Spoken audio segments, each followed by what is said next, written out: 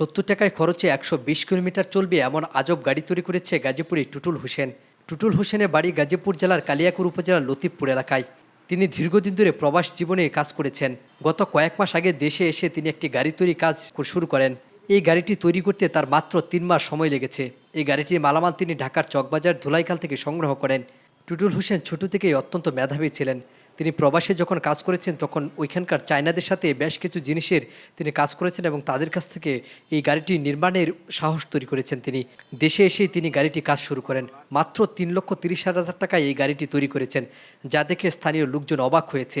গাড়িটিকে দেখতে পাচ্ছেন, এই গাড়িটিকে গরিবের প্রাইভেট কার নামে তিনি নাম দিয়েছেন এবং এই ধরনের ব্যতিক্রম গাড়ি বর্তমান সময়ে সামাজিক যোগাযোগ মাধ্যমে বেশ ভাইরাল হয়েছে। টুটুল হোসেনের এখন তার ইচ্ছা যে তিনি একটি বাণিজ্যিকভাবে এই গাড়িটি তৈরি করার জন্য ব্যাপক প্রকল্প গ্রহণ করেছেন এবং তিনি খুব শীঘ্রই বাণিজ্যিকভাবে এই গাড়িগুলো নির্মাণের কাজ শুরু করবেন।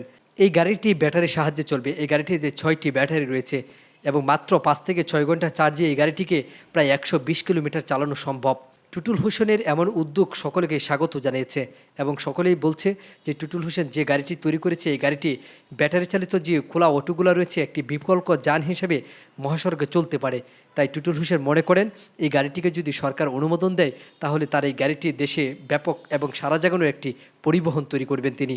কিছু কিছু জায়গায় ডিস্ট্রিক্টে অনেক ওয়ার্কশপে বানাইতেছে, অনেক ভাইয়েরা বানাইতেছে, বিভিন্ন ওয়ার্কশপে অনেক মডেলের গাড়ি বানাইতেছে, কিন্তু আমার মডেল হবো এই মডেলে আরও কোয়ালিটি আমি কিছু মানে গাড়ি বানাবো, কিন্তু একটু দেরি হবে ভাই।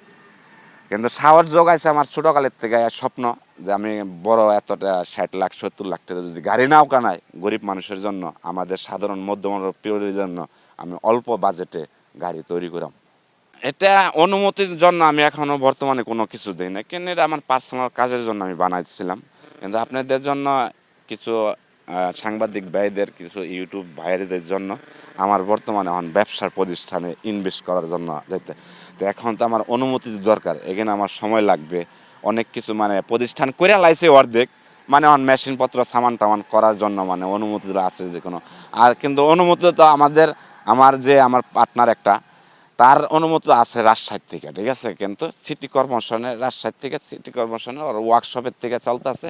আমরা বিভিন্ন জায়গায় আমি ওই জায়গার থেকে মানে তার মেশিনপত্র ব্যবহার বাড়ার জন্য নিয়ে কাজ করে ওই জায়গার থেকে আমি অর্ডার পাইলে ওই জায়গার থেকে আমি কাজ করে দিই। কিন্তু এই জায়গায় অনুমতির জন্য আশা আছে, কিন্তু সরকারের যদি অনুমতি দেয় তাহলে আমি আরও সামনে ভবিষ্যতে আরও কিছু মডেল গাড়ি আমি তৈরি করে দেখাইতে পারবো অল্প খরচের ভিতরে।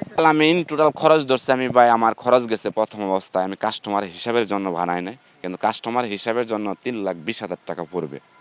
মানে ব্যাটারি সহ দাম ধরছি, কিন্তু ব্যাটারি এখন বাংলাদেশে তো জানেনি ভাই, নিত্য নতুন সামানের দাম বাড়ে, কিন্তু আমি ভাই গাড়ির দাম বাড়াইতে পারতাছি না। এমবি আমার অনেক কাস্টমাররা অনেক বলে, ফোন দেশ বিদেশের থেকে অনেক মানুষের ফোন বলে ভাই গাড়ির দাম বেশি। অন্য অন্য ইজি বাইকের 3 চাকার থেকে আমার গাড়ি বানিয়ে গেলে ভাই 60 থেকে 70,000 টাকা বেশি ধরতে হবে। সব কিছু সামানের দাম বেশি। নর্মাল যদি সামান পান তাহলে নর্মাল দাম পড়বো, কিন্তু আমি নর্মাল সামান দেয়া গাড়ি বানাবো না। এটা গাড়ির নাম এখনো আমি কোনো কিছু দিই না। মানুষে যেটাই বলে, কেউ বলে গরিবের প্রাইভেট বানাইছে, কেউ অনেকটাই এখনো নাম দেয় না। আমি নামের প্রতিষ্ঠান যখন আমি ইনভেস্টে এখন রাস্তায় নামতাছি, ইনভেস্টে আমি যখন তৈরি করলাম তখন আমি কিছু কিছু গাড়ির নামটা বললাম, মানুষে জনগণের যেটা বলে। এটা আমি মানে আমার পার্সোনাল ব্যক্তিগত কারণে, কিছু আমার পিছনে কেউ ব্যাকআপ দেওয়ার জন্য না, কিছু কিছু মানে দুঃখের ক্ষেত্রে আমি গরিবের নামটাই বেশি ইউজ করতে চাই।